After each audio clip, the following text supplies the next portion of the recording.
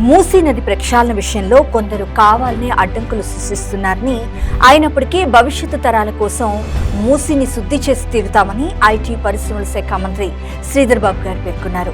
ఈ విషయంలో ఏమాత్రం వెనక్కి తగ్గేది లేదని స్పష్టం చేశారు. నగరాల అభివృద్ధికి సరైన ప్రణాళికే పునాది అని, పర్యావరణ పరిరక్షణ లేకుండా ఆర్థికాభివృద్ధి ఎంత మాత్రం సాధ్యం కాదని మంత్రి గారు వెల్లడించారు. పట్టణ ప్రాంతాల్లో పచ్చదనం, అభివృద్ధి, సుస్థిర రవాణాలో తెలంగాణ ప్రజా ప్రభుత్వం తీసుకుంటున్న చర్యలు దేశానికి ఆదర్శంగా నిలిచాయని కొనియాడారు. మరోవైపు తెలంగాణ ముఖ్యమంత్రి శ్రీ రేవంత్ రెడ్డి గారి దూరదృష్టి, అధినాయకత్వం, కాంగ్రెస్ పార్టీ ప్రభుత్వ పట్టుదల వల్లే ఈ మహత్తర యజ్ఞం ముందుకు సాగుతుంది. మూసీ నది పూర్తయితే హైదరాబాద్ నగరం మరింత ఆరోగ్యవంతంగా మారుతుంది. స్వచ్ఛమైన నీరు, పరిశుభ్రమైన పరిసరాలు, పెరిగే భూగర్భ జలాలు, తగ్గే కాలుష్యం నగరానికి కొత్త శోభను తెస్తాయి. రేపటి తరాలకు శుభ్రమైన మూసీని అందించడమే ఈ ప్రక్షాళన లక్ష్యంగా కాంగ్రెస్ ప్రజా ప్రభుత్వం ముందుకు సాగుతుంది. ఇందుకోసం జాతీయ, అంతర్జాతీయ నిపుణులతో కలిసి శాస్త్రీయ పద్ధతిలో మూసీ ప్రక్షాళన ప్రాజెక్టును అమలు చేస్తుంది. శుద్ధి కేంద్రాలు, నదీ తీరాల అభివృద్ధి, పర్యావరణ హితమైన సాంకేతికతలతో మూసీకి కొత్త జీవం పోసే కృషి జరుగుతోంది.